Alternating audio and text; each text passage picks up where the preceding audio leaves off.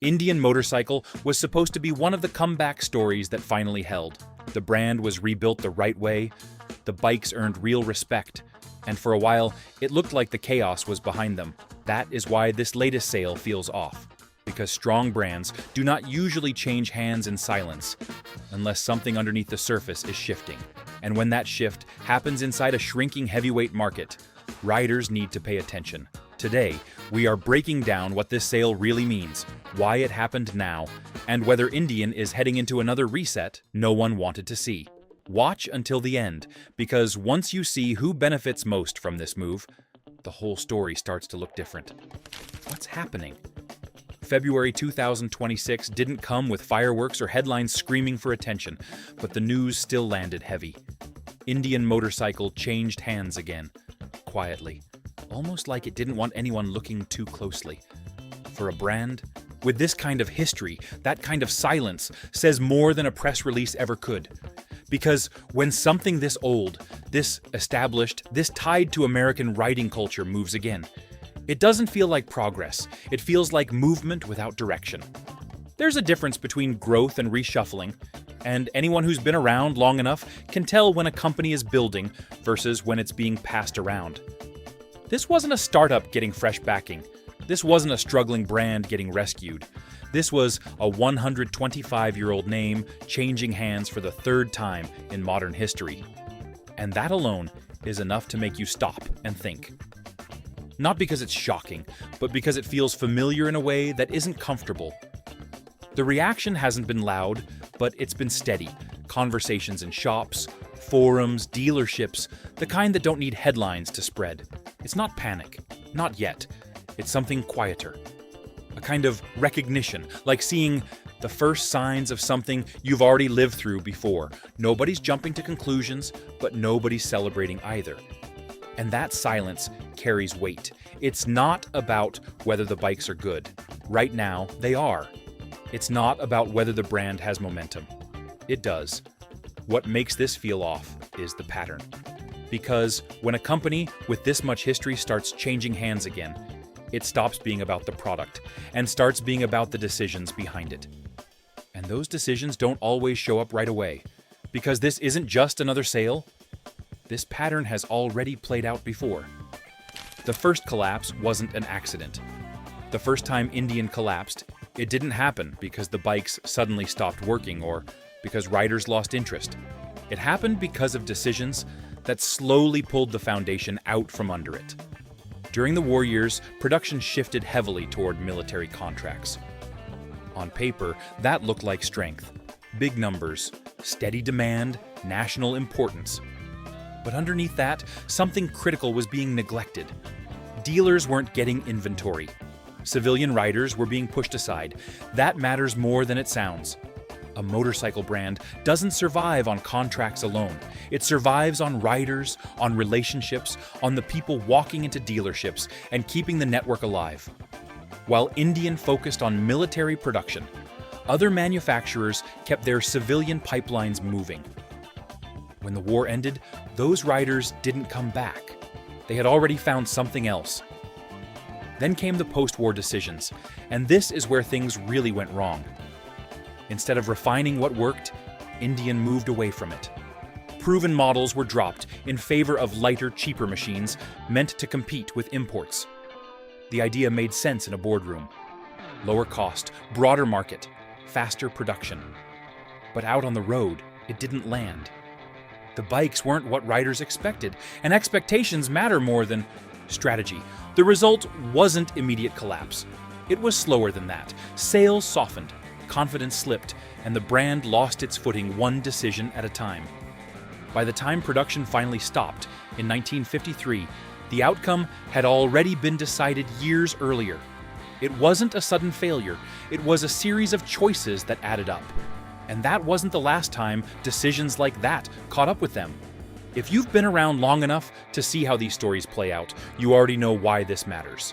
Hit like, subscribe, and share your take below. The second collapse broke more than the company. The second collapse hit differently. It wasn't drawn out, it wasn't gradual, it was sudden, and it left damage that never really went away. In 2003, workers showed up expecting another normal day and found locked doors instead. No warning, no phased shutdown, no time to adjust.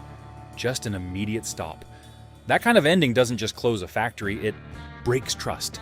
Dealers felt it first.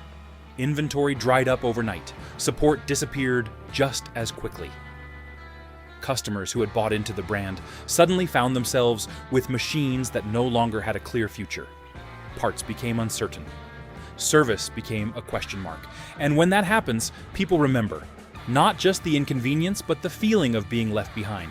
That kind of experience changes how a brand is seen. It doesn't matter how strong the comeback is later. There's always that memory in the background, a reminder that things can shift fast and not always in your favor. Even when the brand returned, even when new models hit the road, that shadow never fully disappeared. What made it worse was how quiet it all was. No long explanation, no clear roadmap, just a sudden end. That kind of silence sticks with people. It turns into caution, into hesitation, into a sense that stability might not be as solid as it looks. And once that idea takes hold, it doesn't go away easily. That's why this latest move doesn't land like a fresh start. If you're paying attention to patterns like this, don't stop at the headline. Check the description. The gear and setup there are built for riders who think long-term, not just what looks good today. This deal feels different for a reason. Something about this deal doesn't feel like a builder stepping in. It feels like a shift in control rather than a continuation of direction. The new ownership doesn't come from decades of designing engines or running production lines. It comes from managing assets, from identifying potential, from repositioning brands.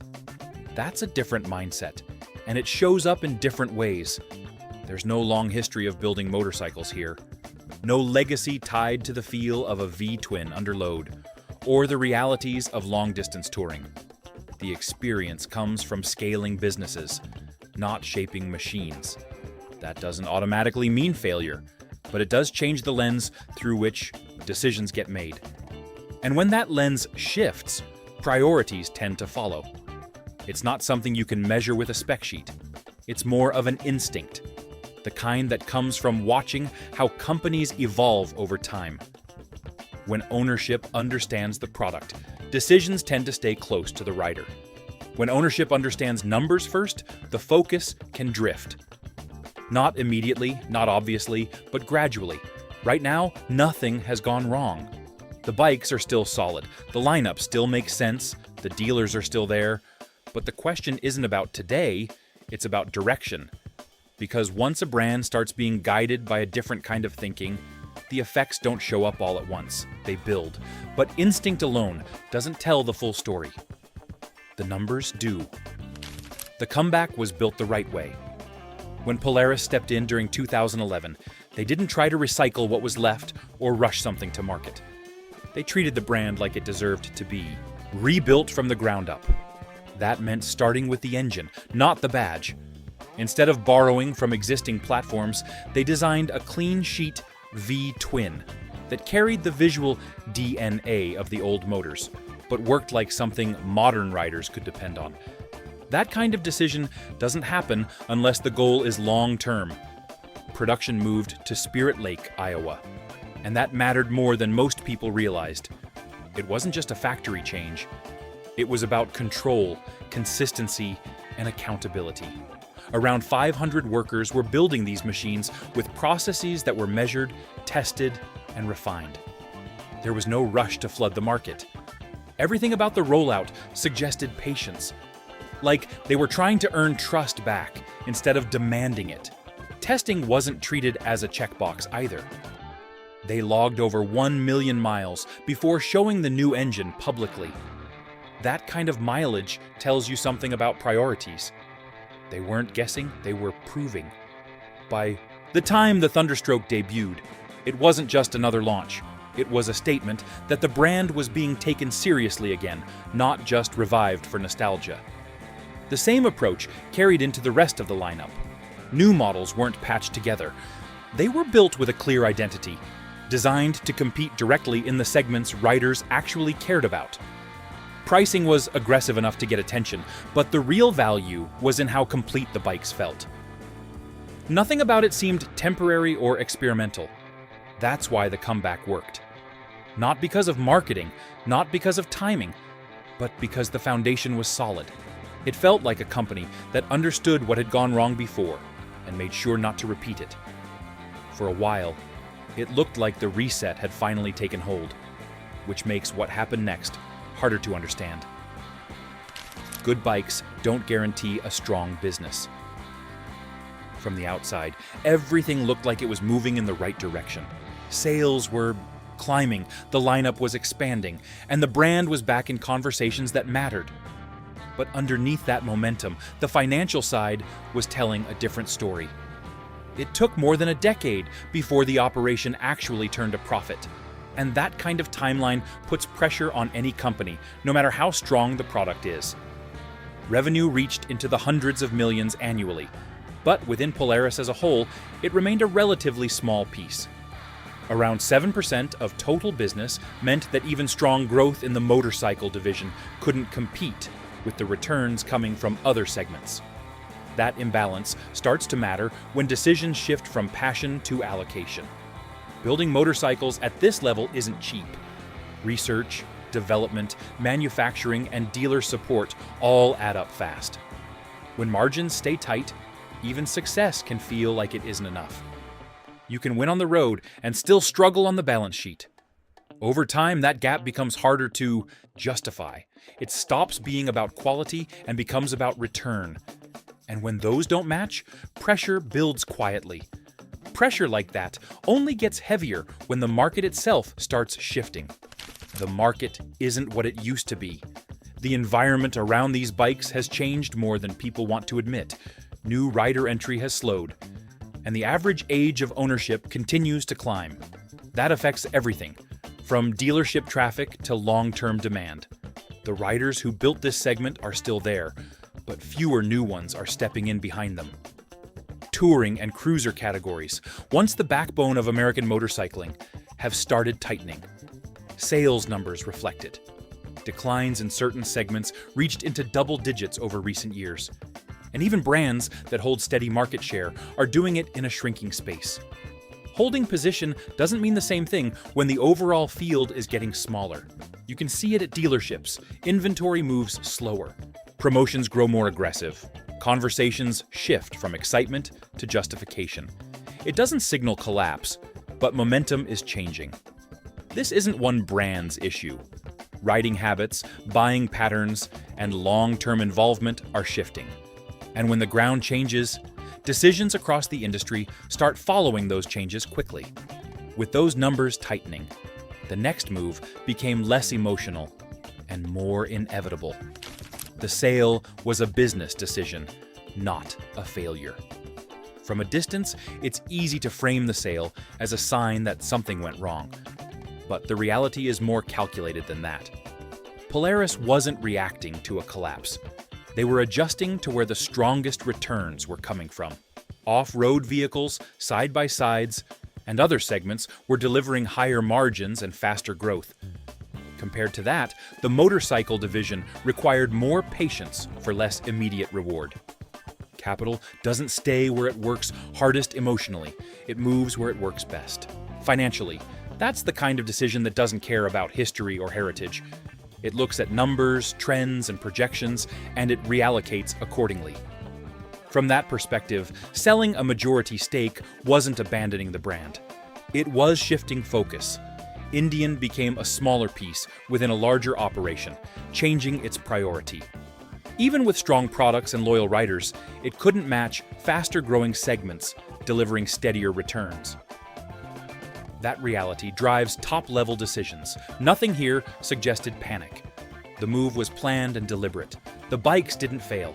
The business context shifted around them, and that shift ultimately shaped what happened next. The new owners come from a different world. When control shifted, the biggest change wasn't visible on the showroom floor. It was in the background, in who was making the decisions, and how they were approaching the brand. The new ownership didn't come from years of building motorcycles or refining engines. It came from a world focused on identifying opportunities, repositioning assets, and finding ways to increase value over time. That difference might sound subtle, but it shapes everything that follows. Their experience sits in managing brands, not creating machines. That means looking at performance through a different lens. Instead of starting with the product and building outward, the process often begins with the numbers and works backward. That doesn't automatically mean something will go wrong, but it does change what gets prioritized when choices have to be made. From the outside, a gap forms in perception. Riders judge by feel on the road, durability, and response over miles. Ownership focuses on growth, margins, and positioning. Both matter, but they don't always align, creating tension. Right now, it's theoretical. Nothing has changed visibly, yet the question remains whether new decisions will still produce machines that feel the same. Ownership sets the stage, but the direction ultimately comes down to who is steering day to day. If you want to stay ahead of where this story goes next, make sure you're subscribed. We're following every move, every decision, and every shift as it happens, so you're not hearing about it after it's already too late. The leadership choice changes the equation. That's where leadership becomes the variable that can shift everything. The decision to bring in someone with deep roots in the motorcycle industry changes the tone right away. Experience at that level isn't theoretical. It's built from years of understanding how riders think, how dealerships operate, and how competition moves. That kind of background doesn't disappear just because ownership changes. Having someone who has spent over 3 decades inside the industry means decisions are filtered through real knowledge, not assumptions. There's an understanding of where competitors are strong, where they struggle, and where opportunities exist that aren't obvious from the outside. That perspective can bridge the gap between financial priorities and product reality. Dealer networks often get overlooked. Managing hundreds of locations needs trust, communication, and consistency. Those who have handled that scale know how quickly things can unravel if connections weaken. That matters during transitions. This leadership doesn't guarantee success, but it improves the starting point. It replaces guesswork with experience, reduces uncertainty, and signals the brand isn't being handed over without direction or awareness. That perspective starts to show up in the choices being made early on, especially in how the lineup is being defined. The strategy narrows the road ahead. The first clear direction coming out of this shift is focus. Instead of expanding into new categories or chasing broader markets, the decision has been to double down on what the brand already does. Cruisers, baggers, and touring motorcycles remain the center of everything on one hand. That brings clarity. There's no confusion about identity or purpose. Staying within those core segments means resources can be concentrated where the brand is already strongest. Development, marketing, and support all align around a single direction. That kind of focus can sharpen execution and prevent the dilution that sometimes comes with trying to be everywhere at once. At the same time, it limits flexibility. By not branching out, the brand ties its future to a segment already under pressure. Growth depends on holding ground instead of expanding. That decision carries weight. Betting on today assumes stability ahead. If conditions tighten, the lack of diversification becomes clear, forcing a balance between staying true to identity and adapting to change. A tighter strategy brings clarity, but it also moves the consequences closer to the people who rely on the brand every day. This is where riders start asking questions. Up to this point, most of the changes exist at a distance. Ownership shifts, leadership decisions, strategic direction. But eventually, those changes reach the level where they affect everyday riding. That's where the questions start coming in. And they're not abstract. They're practical, direct, and grounded in experience. Service continuity is one of the first concerns. Riders want to know that when something needs attention, the support will still be there. That means trained technicians, available parts, and systems that continue to function without interruption. Even a small disruption in that chain can create frustration that spreads quickly. Dealer stability follows closely behind. Those locations aren't just places to buy bikes. They're where relationships are built and maintained. If dealerships start to feel uncertain, that uncertainty transfers to the people walking through the door.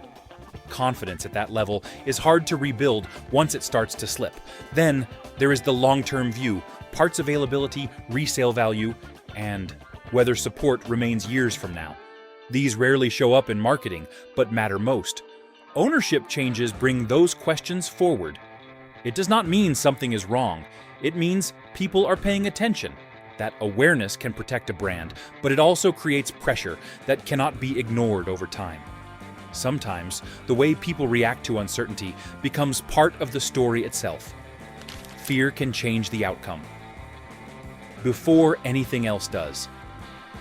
At a certain point, what people believe starts to matter as much as what is actually happening. When a brand goes through a shift like this, the reaction doesn't stay contained to headlines or conversations. It shows up in behavior. Buyers start hesitating, not because something has already gone wrong, but because they're unsure of what comes next. That hesitation slows momentum in ways that aren't always obvious at first. Dealers feel it quickly. Orders become more cautious. Inventory decisions tighten. Instead of leaning forward, they start holding back, waiting to see how things unfold. That shift changes the rhythm of the entire network. Even if the product remains strong, the flow around it begins to slow. And once that happens, it's hard to regain the same pace. Momentum here is fragile. It builds through consistency and confidence, yet weakens fast.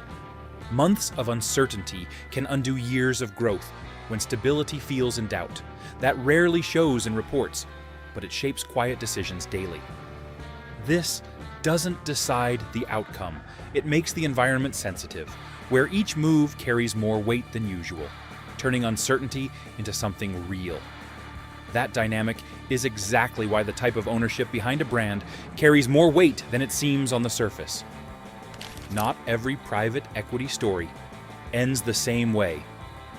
There's a tendency to group every private equity story into the same category, but the reality is more complicated. Some companies were pushed too hard, loaded with debt, and stripped down until nothing was left. Those stories exist, and they're easy to point to because the outcomes were visible and final. They leave a lasting impression, especially in industries built on loyalty and long-term trust. At the same time, there are cases where structured ownership led to stronger products and better positioning. In those situations, investment was directed toward development, quality, and long-term value instead of short-term extraction. The difference wasn't in the label attached to the ownership. It was in how decisions were made once control was established. Execution separates outcomes. Leadership choices, investment priorities, and understanding the product all matter. A brand can survive under many ownership models if the people in charge know what they're handling. Without that, even a strong foundation erodes. Ownership alone doesn't decide the result. It sets context. What matters is how decisions meet the market, and that market carries its own pressures. Even the right leadership approach still has to navigate an industry that's shifting in ways no single company can control. The real pressure isn't coming from one company. Focusing only on one brand makes it easy to miss what's happening across the entire segment. The challenges facing Indian aren't isolated. Other manufacturers are dealing with similar shifts, even if they show up in different ways. Sales trends, customer behavior, and expectations have all changed over time, and those changes don't reverse quickly. Demographics play a large role in that. The core group of riders who built the touring and cruiser market is still active, but the pipeline behind them isn't as strong as it once was. Fewer new riders are entering at the same rate, And that affects long-term demand. It's not a sudden drop. It's a gradual tightening that becomes more noticeable over years. Expectations have shifted. Comfort, reliability, and long-distance capability still matter, but value now means more for riders. They look closer at what they get for their money. Competition no longer comes only from direct rivals. It also comes from options that once barely mattered. Holding ground is harder than gaining it. Even strong brands must work to stay relevant in a space that is no longer expanding like it once did. Looking at it from that perspective brings the conversation back to something deeper than ownership or strategy alone. Some patterns don't break easily. When you step back far enough, the pattern becomes hard to ignore. A brand builds something meaningful, gains momentum, then runs into a series of decisions that shift its direction. Over time, those shifts accumulate until the structure can't support itself the way it once did. Then comes a reset, followed by another attempt to rebuild. It's a cycle that has played out more than once. What makes it complicated is that the people involved change each time. New leadership, new ownership, new strategies. On the surface, it looks different, but underneath, the pressure points often line up in familiar ways. Market conditions tighten, priorities shift, and the balance between product and business becomes harder to maintain. That doesn't mean the outcome is fixed. It means expectations are shaped by what happened before. Once a pattern forms, it shapes how every new move is judged. Confidence becomes harder to build, doubt easier to trigger. There is no clear answer yet. The bikes are strong. The lineup holds. The network remains. What happens next depends on how these pieces are handled, moving forward for riders watching closely now. Indian Motorcycle has survived collapse before, and maybe this sale becomes another smart reset. But riders have every reason to watch this one closely, because history has a way of repeating when brands start drifting away from the people who built them. The badge still means something, the bikes still matter. But what happens next matters even more. So now I want to hear from you. Do you think Indian is headed for another comeback or another slow mistake? If you enjoyed this breakdown, hit like, subscribe, and share your take below.